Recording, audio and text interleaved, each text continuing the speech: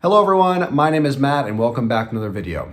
In today's video, this is another run-through. This run-through is of grade 1, what can you do? The reason I'm calling it a run-through is because I'm not going to explain every slide. I'm not going to explain how to teach the lesson.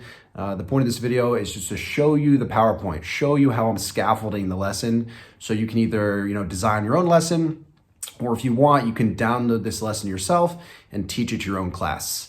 I actually taught a lesson like this for grade 2 and grade 3, and I have a video of that walkthrough and that lesson as well on my channel.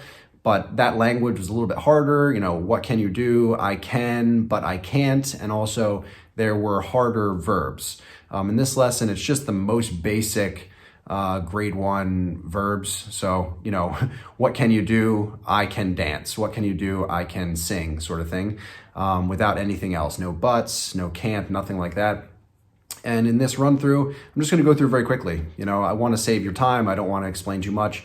But if you do want to see me explain in more detail a lesson like this, you can check out my other walkthroughs. You can watch me in class teaching, or you can leave a comment below and tell me, I prefer the walkthroughs, not the run-throughs. So if you appreciate videos like this, don't forget to smash the like button, subscribe to my channel, and yeah, let's get straight into this run-through.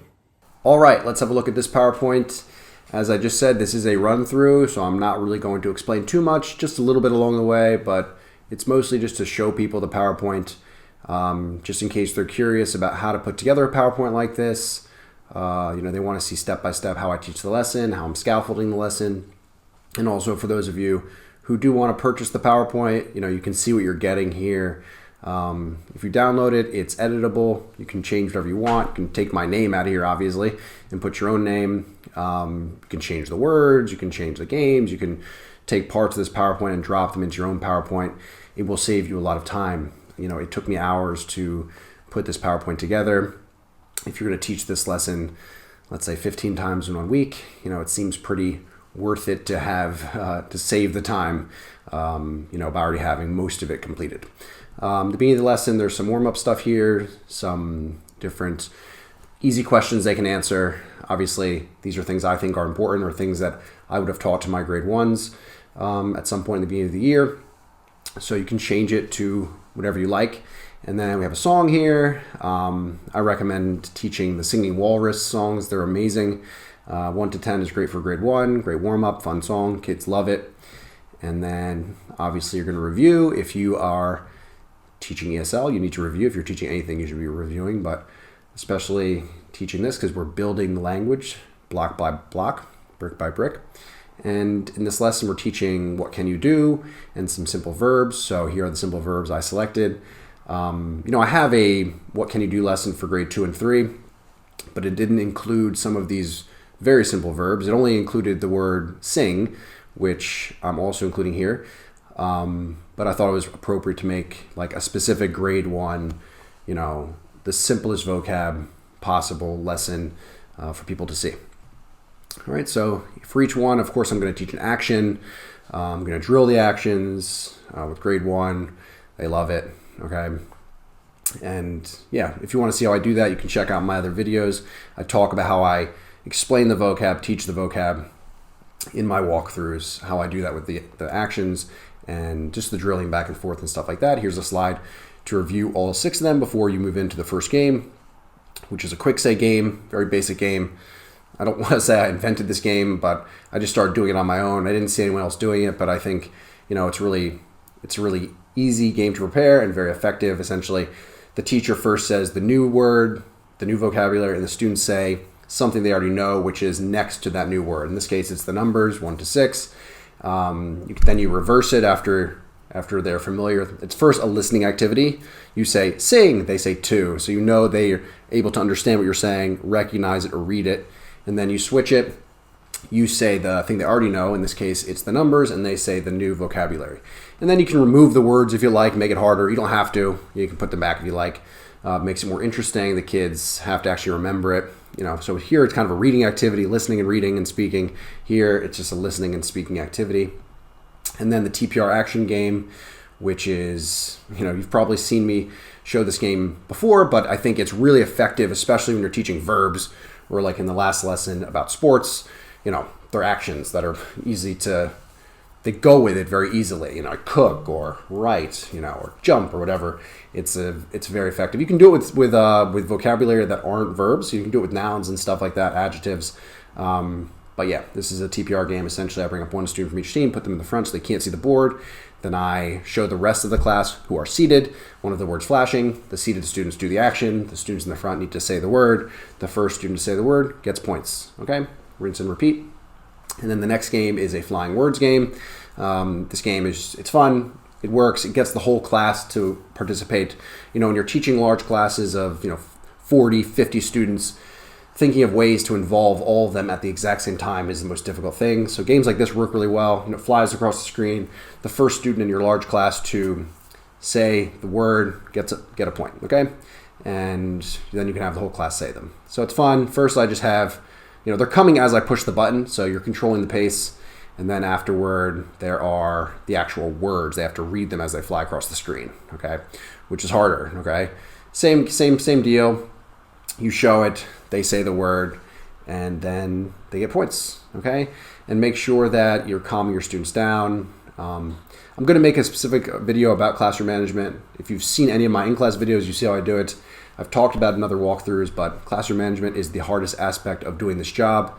That's one of the reasons I believe having a powerful PowerPoint is so, it's very, very useful, because if your PowerPoint's well put together, well scaffolded, beautiful, games work really well, your class is going to go much more smoothly. Okay, and now let's get into part 2. Okay, so in part 2, we are teaching the word can. Okay, I'm not going to go through exactly how I do this in my class. If you're curious about that, you can leave a comment below. You can watch my other videos. You can see how I'm doing this, how I present the language, how I drill it, and all those things.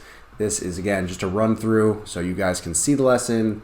You can see what I'm doing. You can see how I'm scaffolding the lesson. If you want to buy the lesson, you can. You know what you're getting. That's the point of this video, okay? I'm not going to go through. It's really difficult for me to not want to explain everything like it's a walkthrough like I normally do. But again, this is just a run through. Check it out. You can see what it looks like. If you have questions, again, sorry about that. Here you can see there's the hands coming up to signal to them they can raise their hands, or just to remind you, the teacher, that's what you want them to do here. Yeah, and then we have a click away game, which I think is a great way to, again, drill the language, which is essentially what all of these games that you're seeing are. My class, the games are just a way to get them to drill without it just being really boring, And one thing I will say is make sure you're either having the whole class ask this question before a single student answers, or a team ask the question before a single student answers, okay? Sometimes the teacher can just ask and the student can answer, but you're trying to involve as many students as possible. So the whole class asks or team asks, award points for how well they do it, and then the student can say, I can jump, and then they get more points, or I can cook, they get more points. If you want them to do the actions as well, the actions for the full sentence, because I will have taught full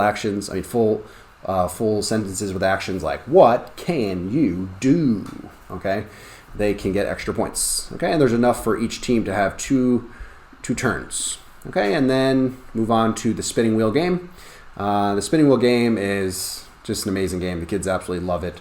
If you decide to download this PowerPoint, and just honestly getting the spinning wheel and having a spinning wheel available to you to cut and paste and drop into other lessons is valuable in itself, because the spinning wheel is just something the kids really like. And yeah, the way it works is they ask the question, the single student will answer, I can draw, okay? Or their whole team can, let's say, I can draw, whatever you like to do. And then they spin the wheel, they push spin twice, and they get points, and rinse and repeat with the other teams, okay? It works really well. The kids love it. Even grade 4, grade 5 love spinning wheels. So grade 1s, this is a huge hit. And then afterward, we have the bullseye game. So you will need a sticky ball for this game. You can draw the bullseye on the board. Same thing here, except now they are not spinning a wheel. They are throwing the sticky ball at a bullseye on the board and getting points. So class asks or a team asks, student answers, throws a sticky ball, gets points. Drilling, having fun, grade 1, they love it. Works every time. And then at the end of class, you can have a review so that the students can have a chance.